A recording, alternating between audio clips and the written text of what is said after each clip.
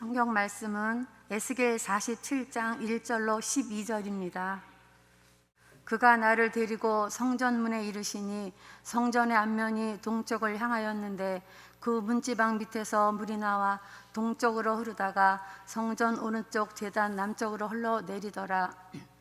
그가 또 나를 데리고 북문으로 나가서 바깥길로 꺾여 동쪽을 향한 바깥문에 이르시기로 본즉 물이 그 오른쪽에서 스며 나오더라.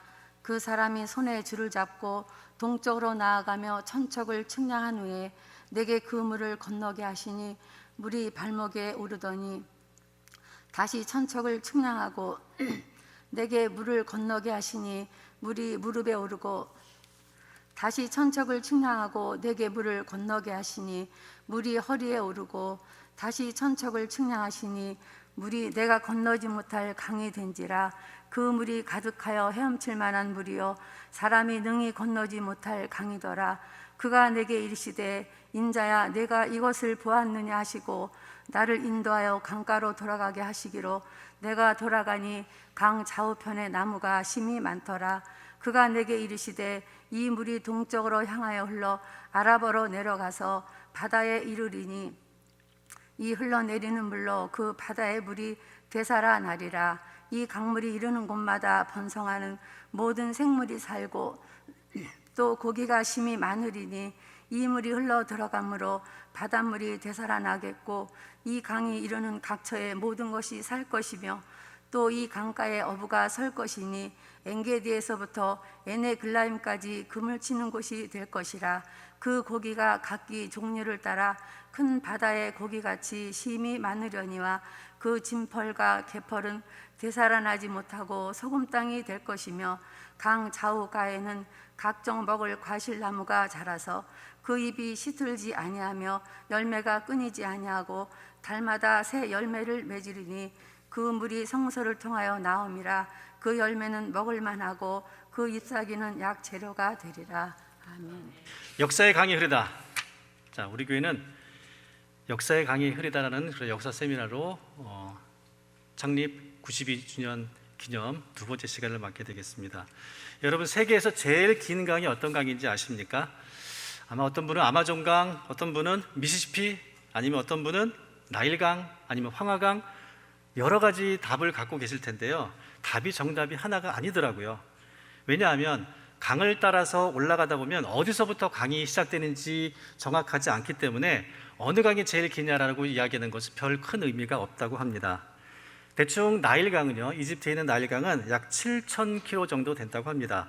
서울, 부산이 약 500km 정도 되니까 한 7번 정도 왕복하는 그런 거리입니다. 근데 나일강보다 더 긴 강이 있습니다. 지금 그 긴 강을 여러분들에게 소개해 드리겠습니다. 그 긴 강은 바로 송현강입니다. 아시나 봐요, 다들? 흔히 역사를 흐르는 강물에 비유합니다. 그 비유는 아주 자연스러워서 보통 우리가 역사 대하 드라마 그런 이야기를 하죠. 그 대하, 그 하자가 바로 강물을 의미하는 것입니다. 그리고 우리가 익숙한 그 노래 있잖아요. 역사는 흐른다 있잖아요, 그죠? 예, 그래서 역사는 흐른다라는 표현이 아주 자연스럽습니다. 우리 송현교회 역사도 흐르는 강물처럼 92년간 이어져 오고 있습니다. 시속 한 20km 정도로요, 천천히 92전을 달리면 갈 수 있는 거리가 1천만 킬로미터입니다. 그래서 길이를 제가 1천만 킬로미터라고 제가 이렇게 이름을 지었습니다. 서울, 부산을 10,000번 정도 왕복할 수 있는 거리입니다. 근데 이 송현강은 영적인 눈으로만 보아야 볼 수 있습니다. 자, 지금 여기 강단 밑으로 강이 흐르는 거 다 보이시죠? 네, 잘 보이시죠? 예, 저하고 손발이 잘 맞으시네요. 자, 강은 역사의 중심에 있습니다. 강 주변에 정착을 하고 마을이 세워지고 문명이 세워지고 도시가 세워지고 그런 이유는 바로 강에서 유익함을 제공하기 때문입니다.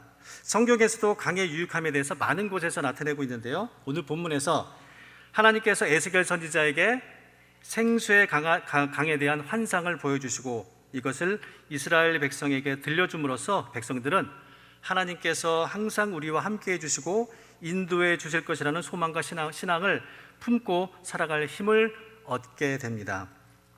우리 송영강도 에스겔의 강과 같은 점이 있습니다. 첫 번째, 근원이 같습니다.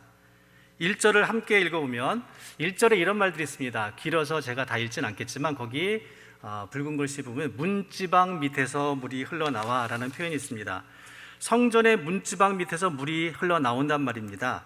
성전은 하나님이 계신 곳이고 하나님의 거룩한 성소에서 생수의 강이 시작된다는 것입니다. 우리 잘 아시다시피 유진우, 정삼선 두 분의 헌신으로 송현교회 역사가 시작되었습니다. 송현강은 하나님께서 두 분에게 영감을 주시고 감동을 주셔서 예수님의 피값으로 세워진 교회입니다. 근원은 하나님이시고 그리고 하나님께서 두 분을 통해서 하나님의 교회를 세우신 것입니다. 우리 92년간 교회가 같은 곳에서 계속 지속되고 있다는 것은 사실은 결코 쉬운 일은 아닙니다. 일제의 탄압으로 문을 닫는 교회도 많이 있었고요. 6.25 전쟁으로 본의 아니게 어쩔 수 없이 사라지는 교회도 셀 수 없이 많습니다. 그런데 송현교회는 그 어둠의 역사 가운데서도 그것을 뚫고 지금까지 바로 살아남았습니다. 그것이 바로 하나님의 은혜요, 하나님의 섭리요, 하나님께서 그 근원이 되시기 때문에 가능한 것입니다. 두 번째, 생명을 살립니다. 함께 12절 말씀 한번 읽어보겠습니다. 시작. 강 좌우가에는 각종 과질나무가 자라서 그 잎들이 시들지 아니하며 열매가 끊이지 아니하고 달마다 새 열매를 맺으리니 그 물이 성소를 통하여 나옴이라. 그 열매는 먹을 만하고 그 잎사귀는 약재료가 되니라. 거룩한 성소에서 나와서 이룬 강물은 주변의 많은 동물과 식물들 그리고 생명들을 살린다는 말씀이죠. 송현교회 역사의 강가에서 은혜 받고 훌륭한 신앙인으로 성장하고 사회에 기여하고 봉사하는 무수히 많은 사람들을 배출하였고 지금도 그런 소망으로 사역을 하고 있습니다. 우선 우리 교회는 많은 목회자들을 배출하였습니다. 제 위로 제 아래로 제가 기억나는 분만 해도 한 30-40명 정도에 다릅니다. 그리고 또한 국회의원과 장관을 하셨던 분들도 배출하였습니다. 그러나 사실 무엇보다도 목회자가 아니더라도 또는 이렇게 유명한 분이 사회적으로 유명한 분이 아니더라도 똑같이 하나님의 칭찬을 받는 성도님이 너무나 많이 계십니다. 보이지 않는 손길로 하나님과 교회와 이웃을 섬기고 기도로 교회를 지켜주시는 분들입니다. 쉬지 않고 기도하는 교회 전통을 세우신 분들이지요. 송현교회는 많은 교회를 국내외에 개척하였습니다. 작은 교회를 섬기고 돕는 일들을 많이 하였습니다. 가난하고 소외된 분들에게 예수님의 사랑과 필요한 물품을 또한 제공하였습니다. 공부한 학생들에게 장학금을 수여하였습니다. 지역사회를 선도하고 그리고 섬기는 일에 주저하지 않았습니다. 이것이 바로 송현교회의 저력입니다. 이것이 바로 생명을 살리는 송현교회의 역사, 송현의 강입니다. 1930년 일제치하에서 모든 것이 황폐하고 부족한 가운데 송현동 52번지에서 기적처럼 생수의 강이 터져 올랐습니다. 복음전도의 사명감에 불타던 두 청년이 하나님의 계획하심 가운데서 만나게 됩니다.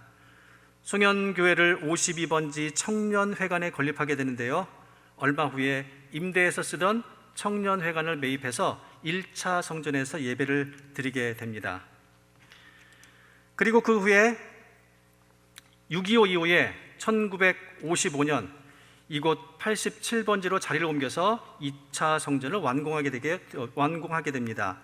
그리고 2차 성전을 헐고 1973년에 지금의 성전을 완공하게 되었고 증축했으며 그리고 2014년에 비전센터를 완공하여 지금까지 이르게 되어 있습니다.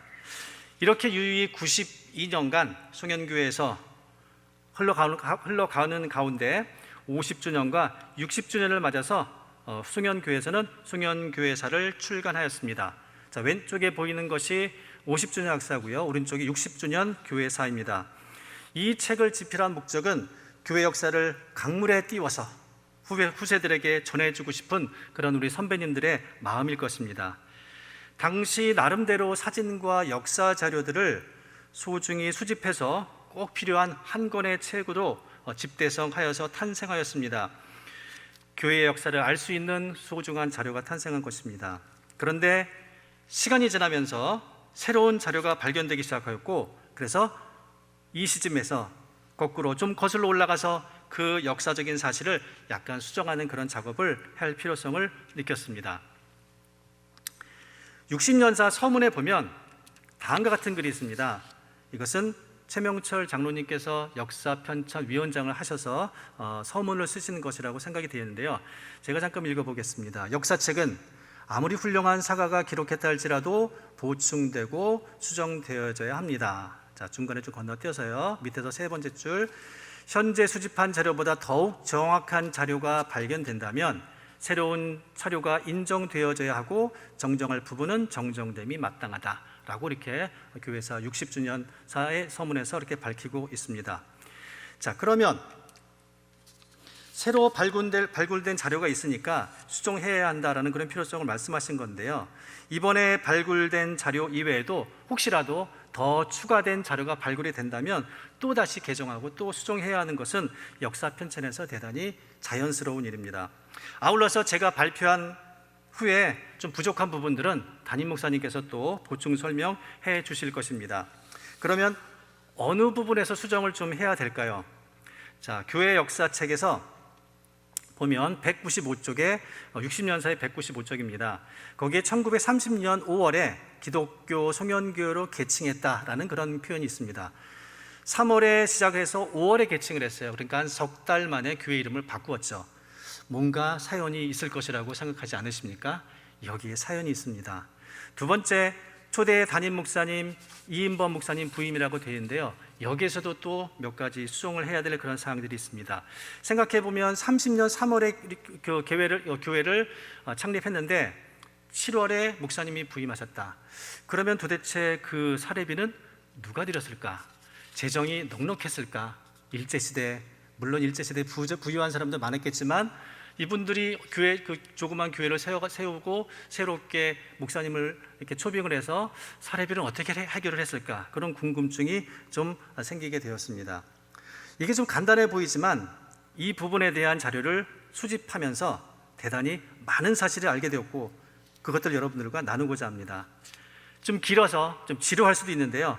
그 중에 몇 가지만 이 시간에 공개하고 나머지는 교회 홈페이지 그리고 교회 역사나 연역 그런데 추가해서 공개하도록 하겠습니다. 새로운 자료 수집의 시작은 사실은 담임 목사님의 제안이 있었습니다. 여기가 어떤 그 연구소 홈페이지인데요. 목사님께서 알려주신 그리스도의 교회 연구소 홈페이지를 찾게 되었습니다. 우리에게는 다소 생소한 그리스도 교회 재단은 강서구에 있는 KC대학교, 예전 이름은 그리스도 대학입니다. 그리고 서울기독대학교 재단입니다. 우리 교단 성결교가 서울신학대학 이렇게 관계를 맺는 것과 이제 비슷한 것이라고 생각이 됩니다. 자, 여기에서 이인범 목사님을 검색을 해보았습니다. 그랬더니 해당 자료가 딱 떴습니다. 남의 교단의 홈페이지에 왜 우리 교회 초대 목사님의 자료가 거기에 나왔을까? 좀 의아한 생각이 들었습니다. 그러나 그것은 시작일 뿐이었습니다. 우리 교회와 관련된 엄청나게 많은 자료들이 그것에 있었습니다. 도대체 누가 이런 걸 왜 했을까? 호기심이 발동했죠. 그 많은 자료들을 작성하시고 쓰신 분은 사실은 그 교단의 조동호 목사님이라는 분입니다. 조동호 목사님은 여기 보시는 대로 한성신학교 교수를 역임하셨고 지금은 그리스도의 교회 담임 목사로 계시는 분입니다. 이 분께서 재단의 신학교 교수를 역임하시면서 쓰신 책과 논문 그리고 매우 역사적인 의식이 탁월한 학자이십니다. 그래서 많은 저서와 논문을 남기셨습니다. 이 교수님께서 그 쓰신 책과 논문에 인용한 자료는 주로 조선 총독부 관보, 도쿄 크리스찬, 좀 말이 좀 어렵죠, 그렇죠? 이러한 정기 발행 잡지 그리고 외국 논문 이런 것들을 가지고 인용해서 책과 논문을 쓰셨습니다. 우리 교회와 관련된 내용이 왜곡되거나 축소되거나 또는 추측으로 기록될 가능성은 거의 없다고 생각이 되었습니다. 그래서 역사 추정의 기초 자료로 사용을 하게 되었습니다. 이 책들이 대표적으로 송현교회에 대한 언급이 많은 책들입니다.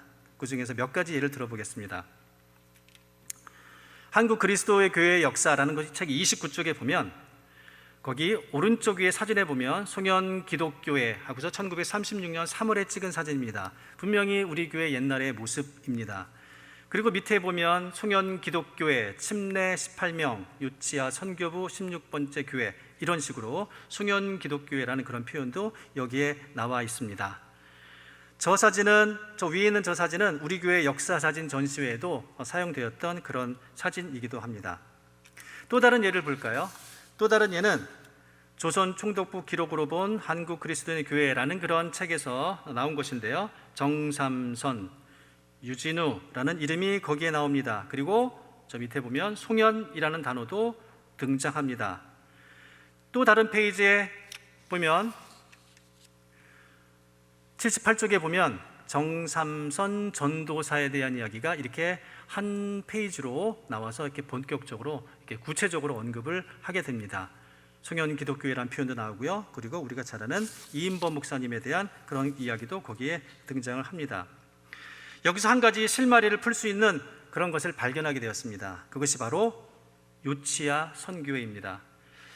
이것은 한국 그리스도 교회의 모체인데요. 성결교회 모체가 동양선교회 OMS인 것과 같습니다.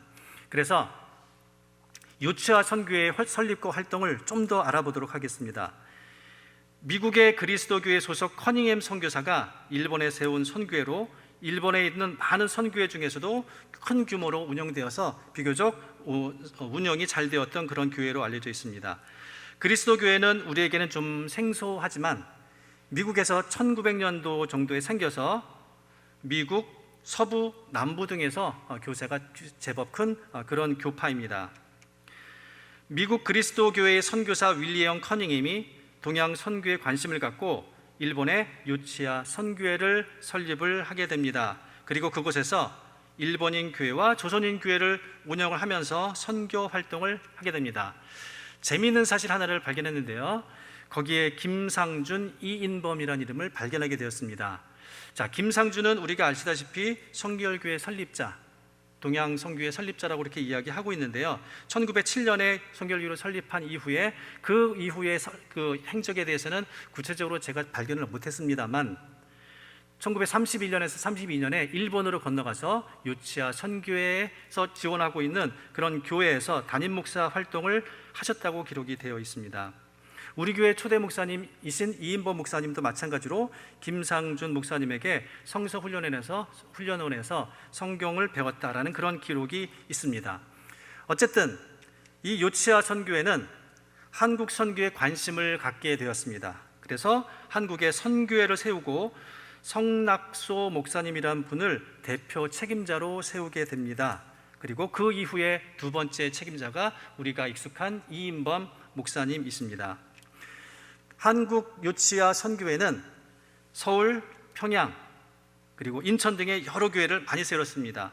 이 중에 사라진 교회도 대단히 많습니다. 그리고 몇몇 교회들은 한국 그리스도의 교회 재단을 설립해서 지금까지 이렇게 이어오고 있습니다. 140여 교회가 되어 있고요. 3개의 대학을 운영하고 있습니다. 자, 오른쪽에 보이는 인천 제1교회 송현기독교회, 요거는 좀 특별한 케이스가 되겠습니다. 자, 지금 그림에 보면 약간 좀 띄어져 있죠. 다른 교회와 달리 송현교회는 두 분이 설립을 하셨고 그리고 그 이후에 선교회에서 개입을 한 것입니다. 많은 다른 경우는 선교회에서 먼저 개입을 해서 교회를 세웠지만 우리 교회는 먼저 설립을 하고 선교회에서 그 다음에 이어서 지원을 한 그런 케이스가 되겠습니다. 그래서 어쨌든 2대 담임 목사님이신 신승근 목사님께서 갑자기 소천하시고 또 여러 가지 사정으로 요치야 선교회 지원이 끊기게 되면서 우리 교회는 독립을 하게 되는데요. 성결교단에 1946년에 가입을 하게 됨으로써 그때부터 진정한 성결교회가 우리 교회는 시작을 하게 된 것입니다. 자, 이제 여기를 보면 이 사진 기억나십니까? 우리 사진 전시회에서도 등장했던 그것인데요. 옛날 사진과 관련이 있습니다. 이것은 왜 요치아 선교회 설립자인 커닝햄 선교사가 우리 송현교회에 와서 사진을 찍었는지 설명되는 그런 그림입니다. 송현 기독교회는 당시 요치아 선교회로부터 매월 일정 금액의 후원금을 받았다고 합니다. 목사님 사례비도 여기서 충당되었을 것으로 생각이 됩니다. 하지만 일제강점기 어려움 속에서도 전적으로 우리 교회는 재정적으로 그 선교에 의지했던 것은 아닙니다. 우리 교회 60년사에 보면 이런 말이 있습니다. 교회는 날이 가면서 한 사람 두 사람 모이더니 약 40명이 모이는 교회로 성장하였다. 쓰고 있던 건물과 대지 300평을 매입하려고 유진우 장로와 정삼선 집사가 사재를 헌납하니 윤은상, 정성금, 권경희, 손희숙 등 전교인들도 합심하여 헌금을 하여 땅값을 지불하고도 남았기에 교회당 건축 계획을 하게 되고 교회는 성장하게 되었다라고 이렇게 묘사하고 있습니다.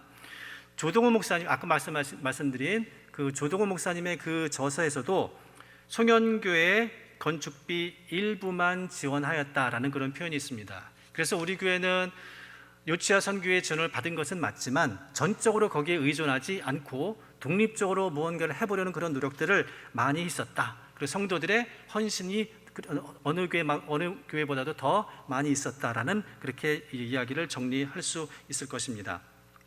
자, 그러면 정리를 해보겠습니다. 자, 이게 오늘의 하는 내용들의 가장 중요한 핵심적인 그런 내용들을 모아놓은 것입니다. 자, 검은 글씨는요, 검정 글씨는 우리 교회 60년사 그리고 요치아 자료 두 개의 공통되는 부분이겠고요. 그리고 그 빨간 글씨는 요치아 자료에만 있는 그런 것입니다. 1930년에 두 분이 개척하셨습니다. 2번에 보면 요치아 선교회에서 우리 교회를 지원하게 됩니다. 그때 이름을 인천 송현 기독교회로 이름을 변경하게 됩니다. 그것이 바로 석 달 만에 심내교회에서 송현교회로 이름을 바꾼 이유가 되겠습니다.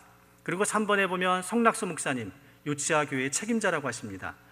주일 설교를 월 3회 정도 하셨고 또 교회에 오셔서 세례를 또 하셨다고 합니다. 그 다음에 오신 분이 이인범 목사님이십니다. 이인범 목사님은 성낙수 목사님에 이어서 요치아 선교회의 한국 담당 두 번째 책임자가 되십니다. 그런데 두 번째로 오셔서 겸 송현교회 일대 담임 목사로 부임을 하시게 된 것입니다. 그것이 33년 9월입니다. 우리가 가지고 있는 자료와 다소 차이가 있습니다. 그 이유는 뭐 여러 가지 이야기가 있지만 어쨌든 객관적인 자료를 보면 33년 9월이 공식적인 그런 부임일이라고 생각이 됩니다. 그리고 신신근 목사님도 2대 목사님으로 부임을 하셨는데 36년 9월 이렇게 날짜가 좀 조정될 필요가 있습니다. 자, 요치아 선교회가 지원이 단절되었습니다. 41년에 종교법 어쩌고 이런 이유들 때문에 지원이 단절이 되었고 결국 46년에 우리 교회는 기독교 대한성결교회에 가입을 하게 되는 그런 일정을 갖게 되었습니다. 자, 그러면 우리 교회 정체성에 대해 초대 목사님이신 담임 목사님의 영향이 클 수밖에 없는데요. 이인범 목사님에 대해서 몇 가지만 좀 살펴보도록 하겠습니다. 자, 시간 관계상 좀 자세한 것은 우리 홈페이지에 다 기재할 테니까 궁금하신 분은 거기를 보시도록 하고 몇 가지만 살펴볼 텐데 여기서는 1921년에 강경성결교회 전도사로 계셨다라는 그 얘기입니다. 일본에 가시기 전에 강경성결교회, 아마 교회사에 대해서 관심이 있는 분은 광경성결교회에 대해서 좀 아실 텐데요. 강경성결교회는 2018년에 100주년을 맞은 그러한 교회입니다. 자, 그곳에서 이인범 당시 전도사님이죠. 전도사님께서 거기서 심호하셨는데요. 거기 있는 글들을 좀 요약해보고 인용을 해보면 이인범 목사님은 굉장히 정열적인 부흥 강사셨다. 그래서 교회의 부흥을 많이 일으키셨다라는 그런 것입니다. 두 번째로 민족주의 사상이 굉장히 대단하셨다라는 그런 이야기입니다. 자, 강경교회 100주년사에 보면 일본 교육과 신사참배 거부에 영향을 주었을 것이다 라고 기록을 하고 있습니다.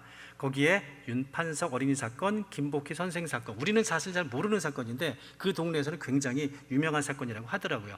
윤판석 어린이 사건은 5학년짜리 그 꼬마가 일본 교육에 저항해서 담임 선생님에 저항하다가 한 대 맞고 교장 선생님한테 가서 저항하다가 한 대 맞고, 그래서 결국은 그것을 참지 못하고 그 써있는 글에 의하면 교장 선생님 그 앞에 있던 찻잔으로 교장 선생님을, 일본 사람입니다, 예, 이러면 안 되지만 교장 선생님의 얼굴을 이렇게 뭐 때렸다나 뭐 그렇게 기록이 되어 있습니다. 그리고 학교를 박차고 나갔다. 당연히 경찰서에서 나와서 이제 조사를 하고, 근데 다행히 너무 어려서 그냥 풀려났다는 그런 이야기가 있어요. 김복회 선생님도 신사 참배 거부를 주도한 혐의로 이렇게 이제 끌려가고 이런 것들을 했다고 합니다. 그런데 이것이 학교에서 일어난 일인데 왜 이인범 목사님이 책임을 져야 됩니까? 교회하고 무슨 상관이길래 그런 판단을 했던 것 같습니다.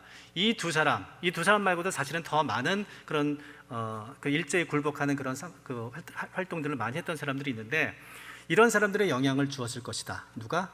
이인범 목사님이. 그래서 사건을 무마하기 위해서 이인범 목사님을 동막교회로 가시도록 이렇게 조치가 취해졌다고 합니다.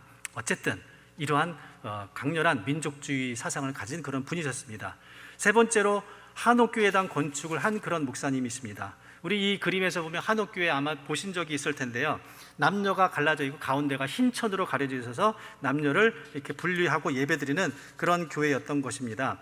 그런데 한옥 예배당의 건축의 의미를 신영춘 목사님께서 예전에 거기서 10여 년간 담임을 하셨고 지금은 청광교회에 계신 분인데, 이 목사님께서 그 교회에 들어가서 그것을 유심히 관찰하시고 기도하시면서 생각을 해보니 이렇게 세 가지 의미로 요약을 해볼 수 있다라고 생각하시더라고요. 성결성, 그 다음에 정사각형 모양은 종말론적 신앙이다. 그리고 현대와 근대를 연결하는 그러한 교회 양식을 가지고 있다라고 이렇게 요약을 하셨습니다. 어쨌든 간에 그 목사님은요, 이인범 목사님은 이렇게 신앙적 열정이 넘치는 스타일이셨고 민족주의 사상이 투철한 분이었습니다.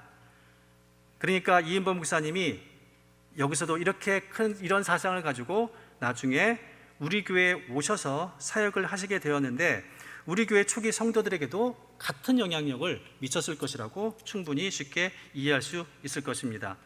한 분 더 제가 꼭 보고 싶은 분이 이분인데요, 정삼선 전도자입니다.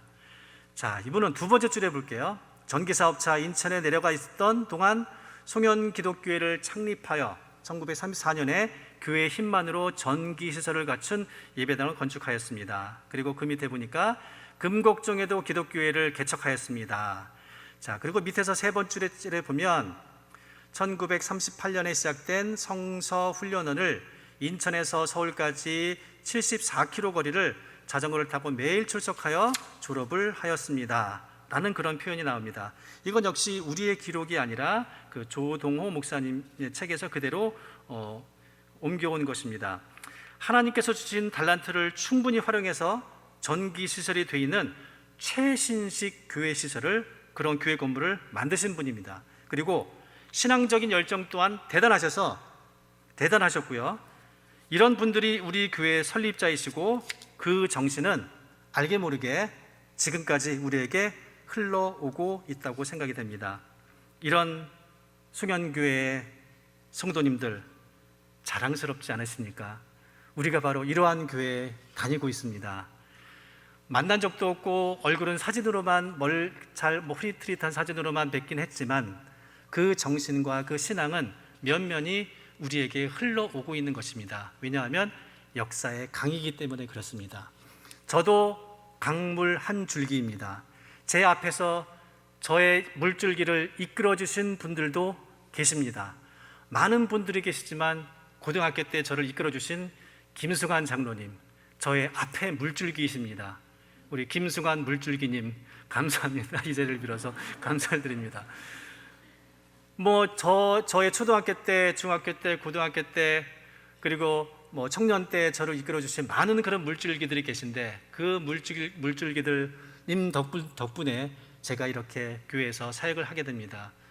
제가 부족하지만 제가 또 제 뒤를 잇는 그런 물줄기를 이끄는 그런 사명들을 감당하고자 합니다.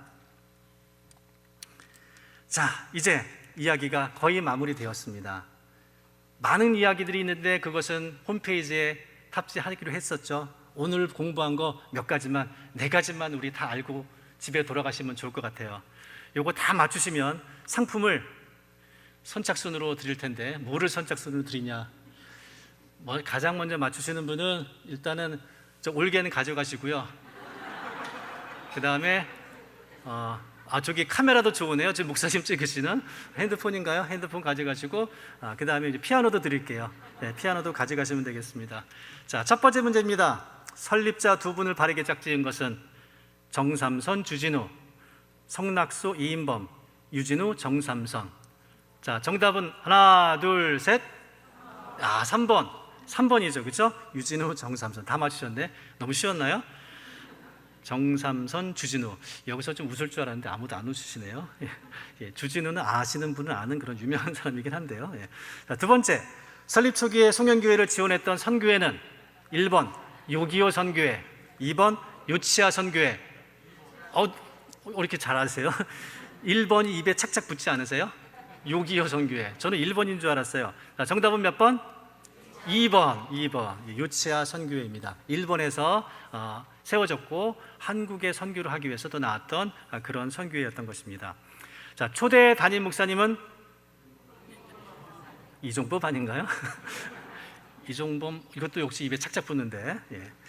자, 이인범 목사님이시죠? 이인범 목사님이십니다. 그리고 네 번째 문제, 제가 가장 마음속으로 흠모하는 이분입니다. 아이고 못 보셨죠? 못 보신 거예요? 못 보신 거? 예, 못 보신 겁니다. 예. 예. 자, 못 보신 겁니다. 자, 전기술자이셨습니다. 그래서 자기의 달란트를 충분히 활용해서 교회에 전기시설을 갖추어서 최신식 건물을 만드셨습니다. 그리고 자전거로 벌써 정답이 막 나오네요. 서울에 있는 를 매일 이렇게 자전거로 이렇게 왔다 갔다 하셔서 출석하셨습니다. 그래서 거기서 이제 전도사님이 되시고 후에 이제 목사님이 되셨겠죠. 그 다음에 금곡정교회, 이거는 이제 금곡교회가 아니고요, 금곡성결교회 아니고 이것은 이름만 이제 똑같은 그 당시에 금곡정교회를 개척을 하셨습니다. 자, 이분은 누굴까요? 아까 그 정답 보고 하시는 말씀 아니죠? 예, 이분은 정삼선 목사님, 나중에 이제 목사님이 되신 그 목사님이십니다. 자, 이제 정리를 하겠습니다.